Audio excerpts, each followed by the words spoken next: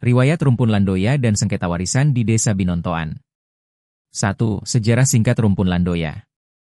Rumpun Landoya merupakan kelompok leluhur yang membuka dan membangun permukiman awal di wilayah yang kini menjadi Desa Binontoan, Kecamatan Toli-Toli Utara.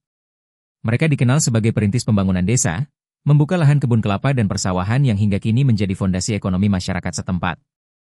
Warisan tanah secara turun-temurun telah lama menjadi tradisi sakral dan dijaga ketat dalam garis keturunan. 2. Struktur kekeluargaan dan peran Haji HB. Haji HB adalah salah satu tokoh sentral dari Rumpun Landoya. Sosoknya dikenal luas sebagai dermawan, bijak, dan aktif membantu kerabat. Ia juga pernah mengasuh seorang anak bernama Razak, yang bukan anak kandung, melainkan anak asuh non-keturunan. Walaupun demikian, secara adat maupun hukum positif, kedudukan anak asuh tidak otomatis memiliki hak atas warisan, kecuali dinyatakan sah melalui proses hukum formal seperti adopsi berdasarkan putusan pengadilan.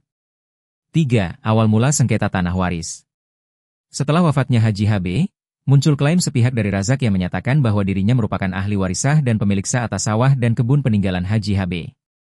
Klaim tersebut didasarkan pada 2 dokumen. 1. Surat pengangkatan anak. 2. Surat wasiat yang diduga berasal dari Haji HB. Keluarga besar Landoya menolak dokumen-dokumen tersebut karena tidak diketahui dan tidak pernah disetujui oleh para ahli waris asli. Mereka menilai dokumen tersebut cacat secara hukum dan potensial merupakan hasil rekayasa sepihak untuk menguasai harta warisan. 4. Dokumen kontroversial dan dugaan pemalsuan. 2 dokumen utama yang dipermasalahkan dalam sengketa ini adalah 1. Surat pernyataan pengangkatan anak atas nama Razak. 2. Surat wasiat yang menyebutkan penghibahan sawah dan kebun milik Haji HB kepada Abdul Razak. Berdasarkan penelusuran, kedua dokumen tersebut tidak tercatat atau dikeluarkan secara resmi oleh pemerintah desa, melainkan hanya dibuat di atas kertas bermaterai tanpa melalui proses hukum atau pencatatan formal. Bahkan, surat wasiat tersebut hanya mencantumkan tanda tangan kepala desa saat itu, Ahmad M. Kumai, tanpa kehadiran atau persetujuan ahli waris lainnya. Hal ini menimbulkan dugaan kuat bahwa dokumen tersebut dibuat secara sepihak dan mencatut nama pejabat desa, sehingga terindikasi sebagai pemalsuan dokumen. 5. Terungkapnya fakta, surat pernyataan mantan kepala desa. Pihak keluarga kemudian menemui Ahmad M. Kumai, yang menjabat sebagai kepala desa Binontoan pada tahun 1985. Dalam pertemuan tersebut, Ahmad M. Kumai menyampaikan pengakuan sebagai berikut. Tidak pernah menandatangani surat wasiat atas nama Haji HB. Tidak mengetahui adanya dokumen tersebut sebelumnya.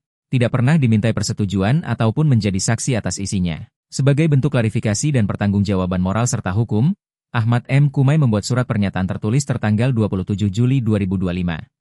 6. Kesimpulan dan arah tindakan hukum. Berdasarkan bukti yang telah dikumpulkan, termasuk surat pernyataan mantan kepala desa, terdapat dugaan kuat bahwa dokumen surat wasiat yang diajukan oleh Razak adalah palsu dan dibuat dengan maksud untuk mengambil alih hak milik ahli waris Rumpun Landoya secara tidak sah. Perbuatan ini diduga memenuhi unsur tindak pidana sebagaimana diatur dalam Pasal 263 KUHP, pemalsuan surat, memalsukan tanda tangan kepala desa. Pasal 378 KUHP, penipuan, telah menjual harta yang tercantum dalam surat wasiat. Pasal 372 KUHP, penggelapan, telah menguasai harta yang bukan miliknya. Langkah lanjut yang akan ditempuh. 1. Melaporkan dugaan pemalsuan dan penyerobotan hak waris ke Polres Toli-Toli. 2. Melampirkan bukti-bukti penting, termasuk surat pernyataan Ahmad M. Kumai. 3. Memohon perlindungan hukum agar hak-hak Rumpun Landoya dapat dikembalikan secara sah dan adil melalui jalur hukum.